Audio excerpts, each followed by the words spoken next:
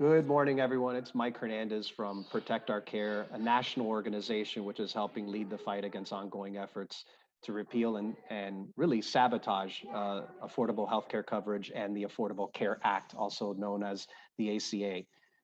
Today, we have a privilege of being joined by two congresswomen from the great state of Florida, Congresswoman Val Demings from the Orlando metropolitan area, and Congresswoman Debbie Mucarsel-Powell from South Florida and Congressional District 26.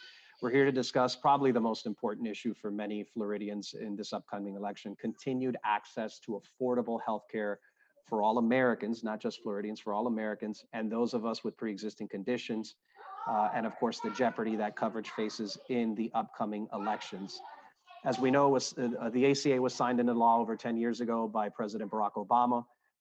It has literally saved millions of lives and has provided access to affordable healthcare coverage for Floridians up and down the peninsula, and protections for those with pre-existing conditions. But now, just 5 days before the presidential election, as millions, and they say it's now well over 6 million ballots have been cast in the state of Florida, President Trump and his Republican allies have not changed their tune. They are threatening to strip away these protections for 135 million Americans with pre-existing conditions, and about 1.8 million of our fellow Floridians who have access to healthcare as a result of the ACA.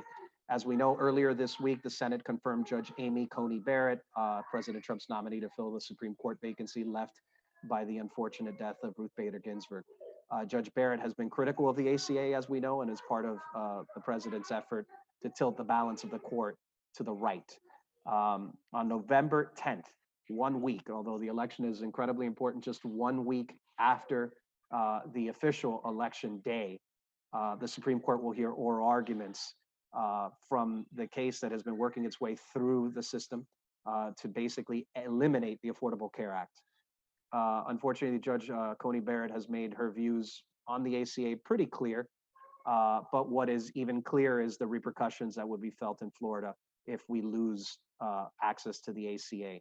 In addition to the two congresswomen, I will be introducing three healthcare story advocates that we have throughout the state of Florida: two from South Florida, one from Central Florida. You'll hear from them. Adele Espero, which is also a South Florida resident here in Broward County and a healthcare advocate who has a personal story to share on the importance of the ACA in her and her son's life. Next would be Marcos Reyes, who's a resident of the Miami area, lost his father earlier this year, unfortunately in the pandemic, who is here to share his experience on how the Trump and the Republican leadership has mismanaged the healthcare crisis. And finally, Dr. Mildred Garcia, gastroenterologist in Orlando, who is here to share her experience of what the world will look like without the ACA if that comes to pass, from the perspective as both a patient and a doctor. Thank you all for joining us. Representative Demings, if you would be so kind as to unmute yourself, and thank you for being here, Representative. Well, Mike, thank you so much, and good morning, everyone, and thank you for joining us for this very important message that we have today. As has been indicated, I am Congresswoman Val Demings, representing Florida's 10th Congressional District along the I-4 corridor. I'm honored to be here with my friend and my colleague, Representative Mucarsel-Powell, as well as I want to acknowledge Dr. Garcia, who is also with us. I look forward to hearing from him from the Orlando area. Congressional District 10 is a district where hundreds of thousands of families who depend on the Affordable Care Act are at jeopardy or at risk of losing their care. As you all know, here we are 5 days out from the election. Healthcare is more important than ever. It's important every day, but we're in the middle of a public health pandemic. We're 5 days out and healthcare is on the ballot. But I have to let you know, it is extremely difficult for me to really understand why healthcare, which I believe is a fundamental right to every person living in a country that we say is the greatest country in the world would be on the ballot. If President Trump's administration is successful in their attempts to repeal the Affordable Care Act, families in Florida, the place where I was born and raised, the place that I have always called home, will suffer. Our state, the state of Florida, the Sunshine State, has more enrollees in the Affordable Care Act than any other state in the country. In Central Florida, there are nearly 262,000 people using the exchanges set up by the Affordable Care Act, including over 150,000 right here in Orange County. We're talking about real people, real families, real health care needs. The Affordable Care Act is a cornerstone of health care in our state. Just think about those numbers, and Americans do have a right to health care with all of the challenges that we are currently experiencing in our country. Regardless of your political party or political position, why are we having a discussion about healthcare? Why is there an unwavering attempt to take healthcare away from millions of Americans, but almost 200 million right here in the state of Florida? But we know with Trump's administration, instead of focusing on the things that he should be focused on, like our small businesses. We say that small businesses are the backbones of any community. I certainly know that here in the Orlando area. Instead of focusing on those businesses that are closed, have their doors closed, and are fearful about going out of business, instead of focusing on those families who desperately need relief due to the coronavirus, the president and his administration, as you all witness, has rushed through a new Supreme Court justice whose opposition to the ACA could not be clearer. You know, my husband likes to say the best indicator of future performance is to look at past performance. Our new Supreme Court justice, in word and deed, position could not be clearer. And while our focus, as it all should be right now, on November 3rd, just a week later on November 10th, the Supreme Court will hear a case that will decide the constitutionality of the Affordable Care Act. And if the conservative justices side against it, it could plunge hundreds and thousands of people off of their health insurance.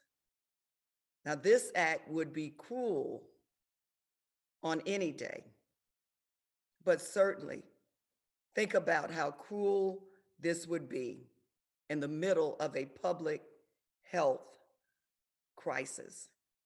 But somehow, for some reason, this administration is hell-bent on repealing health care. I remember when I was sworn in 2017, instead of focusing on wages and jobs and education and infrastructure, we started our session off with the president trying to take health care away from millions of Americans. You know, the president said that he contracted COVID-19, and we know that the president, our hearts, of course, our thoughts and prayers went out to him and his family. We wished him a speedy recovery, but we do know the president had the best care. The president had a team of doctors and medical professionals, but yet he said to the rest of us, don't let COVID-19 control you, that you can get over it. Don't let it take over your lives. Well, Floridians, if you're listening, And to the American people, if you are listening, and I know you are, we can do better than that. We need leadership from the White House and up and down the ballot who will take this public health pandemic seriously, who is empathetic, who will listen to science, practice the CDC guidelines. We have only 5 days left in this election. And if you have not voted, please make sure to find your early voting location as soon as possible. Our state is in trouble. America is in trouble, but help is on the way. When we elect Joe Biden as the next president of the United States and Kamala Harris as the next vice president of the United States. So thank you all so very much. Take care, stay safe. And Mike, I turn it back over to you. Thank you, Representative. Representative Mucarsel-Powell. Yeah, thank you so much, Mike. And good morning, everyone. I am glad to be joined by my dear friend and colleague, someone that I respect highly, Representative Val Demings. Thank you for being with us as well and for those words. As you know, we are here because right now we are in the midst of one of the most consequential elections for our community, for our state, and for our country. I'm also here with a heavy heart, thinking of more than 16,000 Floridians who have lost their lives because of this pandemic. And right now, for so many of us, especially for more than 100,000 people here in my district, access to affordable quality healthcare is on the line. It's no secret that President Donald Trump and Washington Republicans are set on repealing the Affordable Care Act. Just a week after the election, they're going to argue before the Supreme Court in an effort to try and dismantle the Affordable Care Act. Right here in Florida's 26th district, we have over 300,000 people who are covered through the ACA, living with pre-existing conditions. Adding to the cruelty, they have absolutely no plan. So they have offered no future to what happens next for our coverage. I talked to countless of residents here in South Florida who are extremely anxious and worried. One of them, Lucia, who unfortunately got cancer last year, went through treatments, and could not have been able to afford those treatments if it weren't for the ACA. She is now living with a pre-existing condition. And Lucia has told me multiple times, Debbie, I don't know what I'm going to do if the Republicans and the Trump administration repeal the care that I've been able to access. In our congressional district alone, if this were to happen, we would lose coverage for over 330,000 Floridians with pre-existing conditions who would have no protection against being charged predatory rates by healthcare companies. They need the protections of the Affordable Care Act to ensure that they have the opportunity to purchase affordable healthcare for themselves and for their families. This is an issue that's very close and dear to my heart. Since the days that I worked at FIU's medical school, I have been fighting to improve access for affordable, high quality healthcare for every single person that lives here in our community. It is one of the reasons why I decided to run for office back in 2018. It is why in Congress, I've been fighting to lower prescription medication prices and to expand coverage and protections for people living with pre-existing conditions. On the other hand, we have a president and my opponent in my race, Carlos Jimenez, who have repeatedly lied about their record. Carlos Jimenez says that he opposes repealing the ACA, but he still supports the lawsuit before the Supreme Court that would overturn the Affordable Care Act. So whether it's Carlos Jimenez here locally or President Donald Trump, Republicans who claim to have a plan to replace the ACA and protect people with pre-existing conditions simply don't. If they had a plan, believe me, we would have heard of it by now. These are the stakes at the election. Our healthcare is on the ballot. We only have 5 days left in this election. We are in the second week of early voting. Voters must come out in droves to ensure that we stop the Republican attacks against our healthcare, taking healthcare from millions of hardworking Floridians. So I'm going to ask you, 5 days left. I want you to bring 5 people to the polls. Visit iwillvote.com and make sure that you have a plan, that your friends, your family, your neighbors have a plan to vote. I'm going to ask you to make that commitment to me. 5 days to go, 5 people to the polls. Thank you so much for being with us this morning. Let's get this done. Thank you, Representative Mucarsel-Powell. Adele Espero, if you could unmute yourself and provide your testimony. Thank you, Mike. Thank you so much for having me and letting me tell a little bit of my story. My name is Adele Espero. I am originally from Venezuela, now a proud Venezuelan American citizen now. Along with my son, I am a single mom, a working mom. I already vote, and my son already vote too. We vote for Joe Biden and for our health care, for the protection to the ACA. In November of 2015, my son fell seriously ill after 17 specialists, one trip to the surgery room, 2 weeks in the hospital, many tests done to my son. We got a diagnosis. He had lupus and a macrophagic activation syndrome, which is also called cytokine storm, which, by the way, is the same thing that the people that is getting really ill with the COVID are having. So just imagine this pre-existing condition that my son has, how important and serious is for my family right now. Back then, it was thanks to Obamacare that I was able to do what it takes to save my son without worrying about how to pay for his medical bills, which went to the roof, or his medicines that are very expensive. The ACA was our savior. I can never thank President Obama and Vice President Joe Biden enough for making their electoral promise a reality for all of us. If you remember 10 years before or 10 years ago, people that were struggling economically or financially back then were not able to have insurance. Only people with economic possibilities were able to have insurance back then. So this is something that came to help the middle class, the working class people, and I will be forever grateful.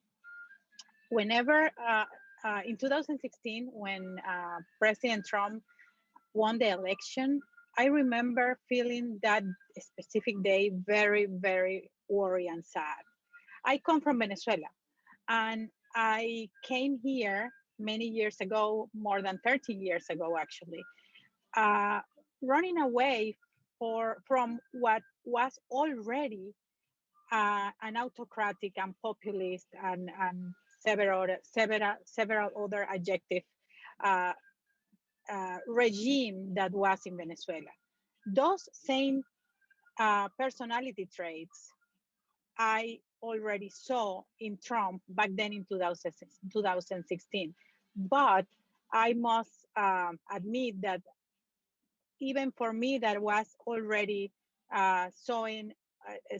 seeing all of those traits on him, it was a surprise how far he wanted to get to eliminate Obamacare from us. He's not taking Obamacare from President Obama or from Vice President Trump. He's taking Obamacare from me and from you guys that are watching me and listening to me in this moment. He actually appointed a Supreme Court Justice, Judge Amy Coney Barrett, who will likely vote on his favor in the case to repeal the ACA. This is on November 10. That will be 7 days after the election day. That is why it's so important for all of us to vote Obamacare, ACA, Affordable Care Act, is on the ballot, especially here in Florida. More than 40% of the state's total enrollees in the market on the marketplace are from Broward County and Miami-Dade. We are on the ballot. Our lives are on the ballot. The pre-existing conditions of many, many people, including my son, are on the ballot. I hope, I'm asking, I'm actually begging everybody to go to vote. Please vote. Please vote for Congresswoman Mucarsel-Powell. Debbie has been a permanent ally in all of these struggles, and he has been supporting us on every step of the way with Obamacare and with others, so many others rights and demands that we have had in this state, as well as Congresswoman Demings. They will take care of our healthcare. They will take care of us, and they're not gonna try to take it away in the middle of a pandemic ever, especially now. Please vote, as we already did, my son and I, for Joe Biden and for Democrats up and down the ballot. Thank you so much for letting me tell my story. Thank you, Adelis. Dr. Mildred Garcia, could you please unmute yourself and begin providing your testimony?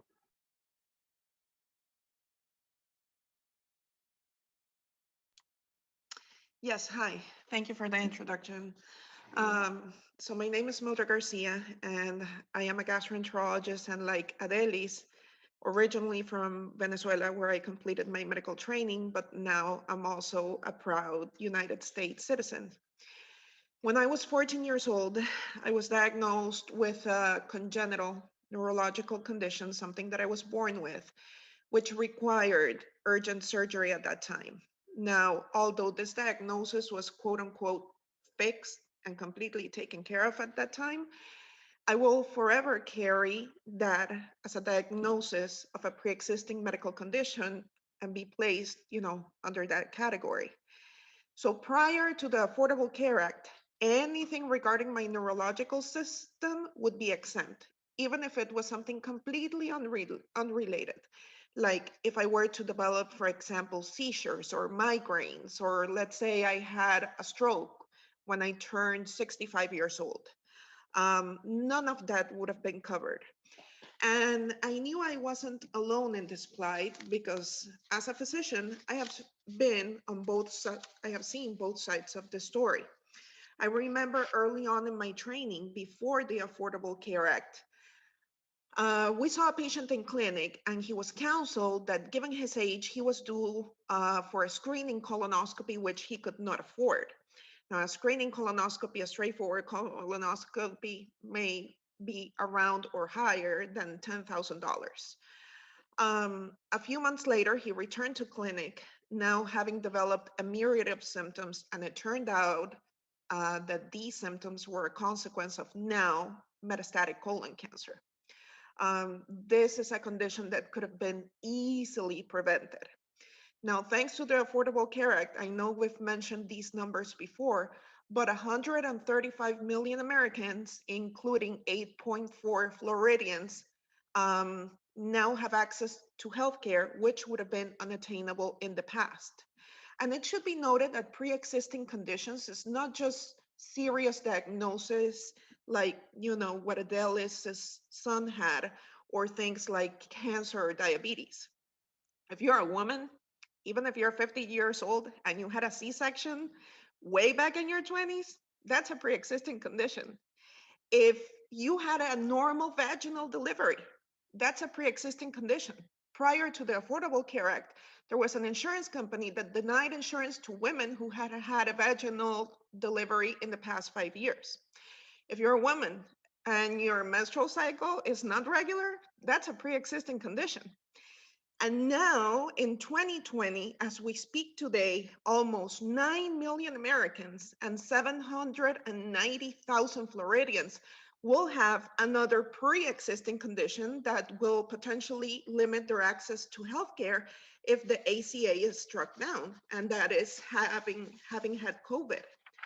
Now, while some may be disengaged, thinking nothing is at stake for them in this election that is 5 days away, nobody can escape sickness and health.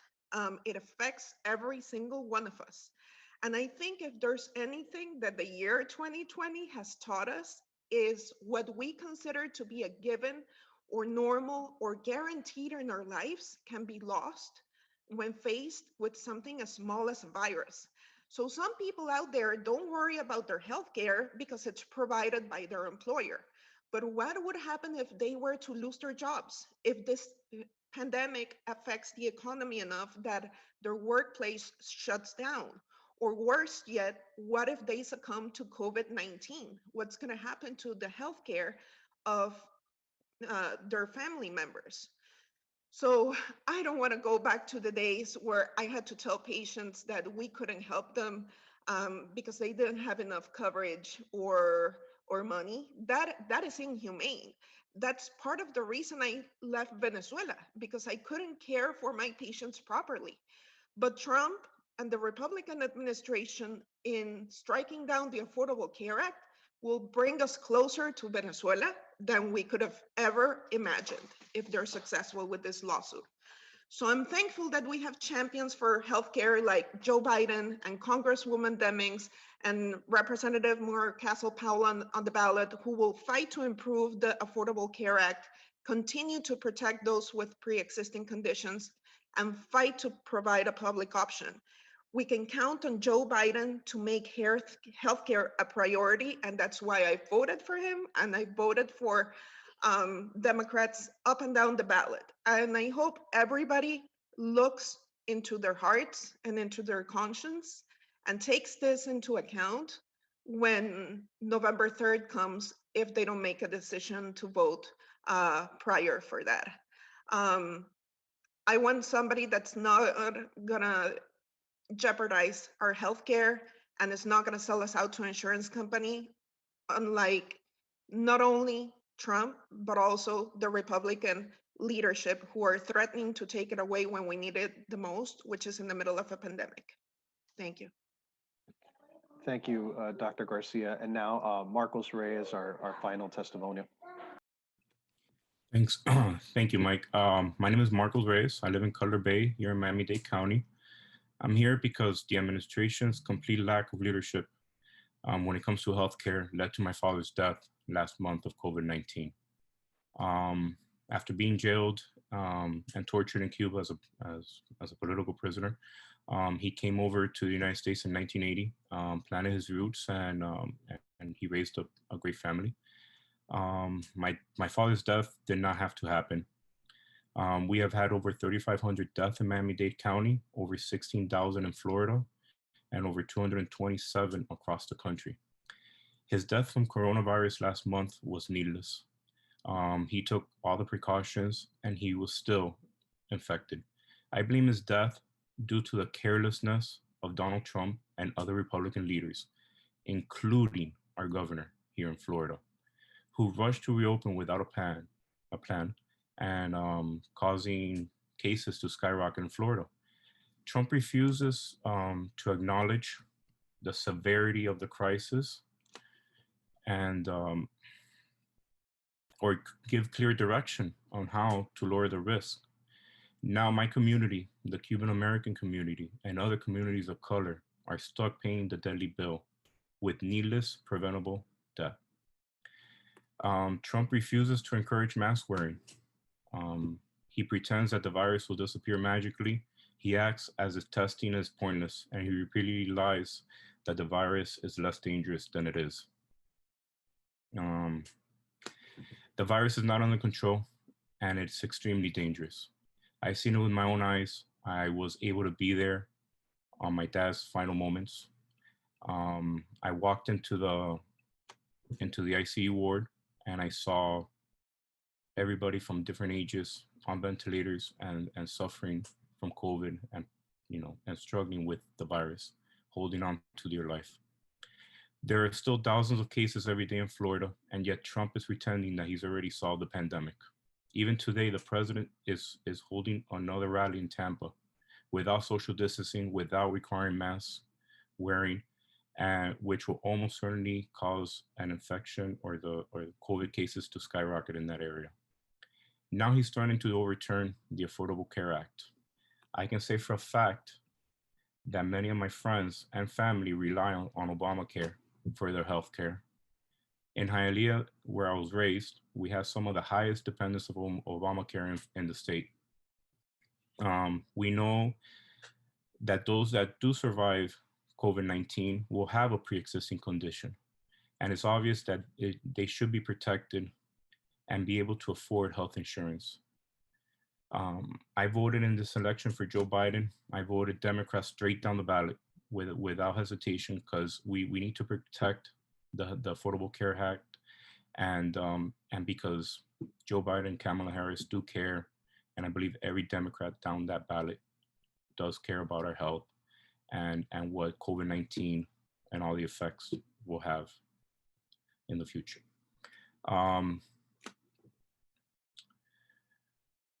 Yeah, they take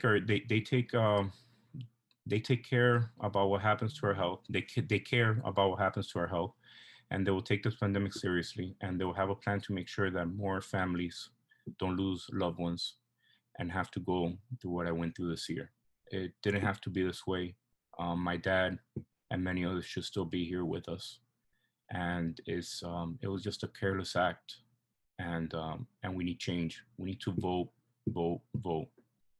and we have 5 days, and we need to make a change. We need to put people that really do care about our well-being in the White House and Congress and so forth. Thank you for hearing my story, and I take it back to Mike. Thank you.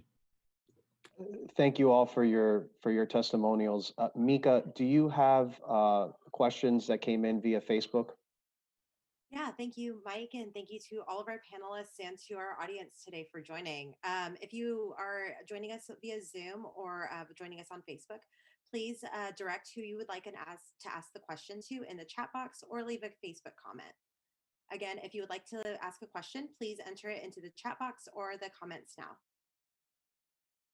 This first question is actually for Representative Demings. It asks, as the COVID-19 cases continue to rise across the state and country, if the Affordable Care Act is eliminated in November, how could those with pre-existing conditions, including those who have had COVID-19 and are now suffering longer-term health consequences, be affected? Well, I want to thank the participant for that question. Look, we are having this discussion today because we have to do everything in our power to protect health care for millions of people who will be affected if they lose it.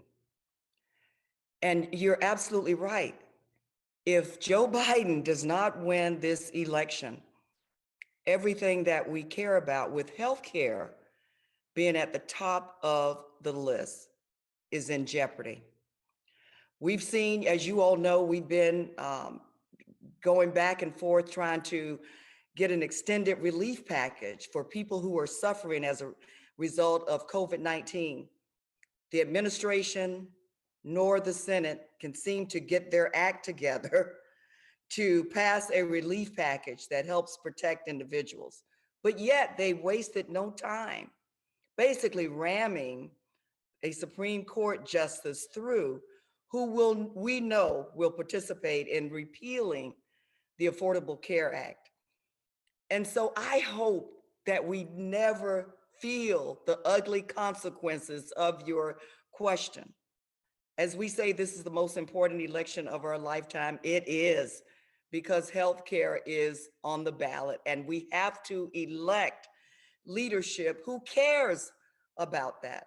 That's why it's so important that we give Joe Biden and Kamala Harris a clear, convincing, and overwhelming win in this election. Thank you for your question. Thank you so much for your comments. Again, if you would like to ask a question, please enter it into the chat box or the comments section now.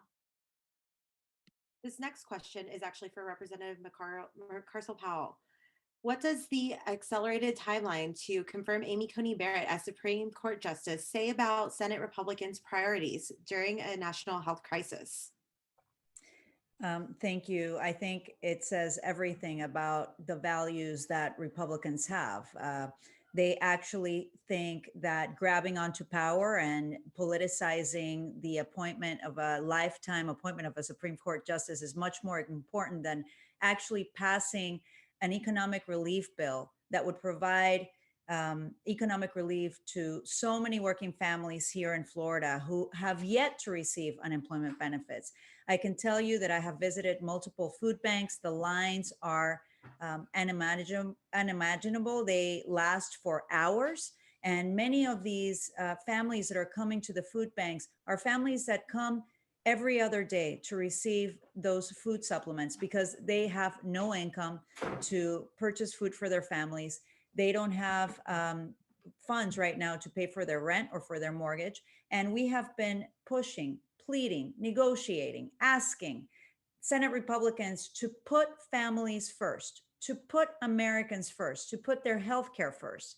And meanwhile, what they did is completely focus on going against the will of the American people after millions of Americans had already voted to expedite the appointment of a Supreme Court justice that we know very well is siding with the president and Washington Republicans on the repeal of the Affordable Care Act and so many other issues that have already been enacted into law, which are extremely concerning for the civil rights of every American in this country. Thank you so much for your comments. That looks like all of our questions. So Mike, I'll turn it back to you. Thank you all, especially to our two representatives, Val Demings and Debbie Mucarsel-Powell, for participating. I know some of you reporters have been texting me while we're handling the testimonials. Please let me know if I will get in touch with you if you'd like any of the testimonials from either the two congresswomen or from Dr. Garcia, Adele Espero, or Marcos Reyes. Please let me know and we can coordinate for you. Thank you all for participating, especially Representative Demings, Representative Mucarsel-Powell, for taking time during this busy campaign season to be with us. If there's nothing else, we will end this discussion. Thank you all. Thank you so much. Thank you, Marcos, for sharing your story with us today. Thank you.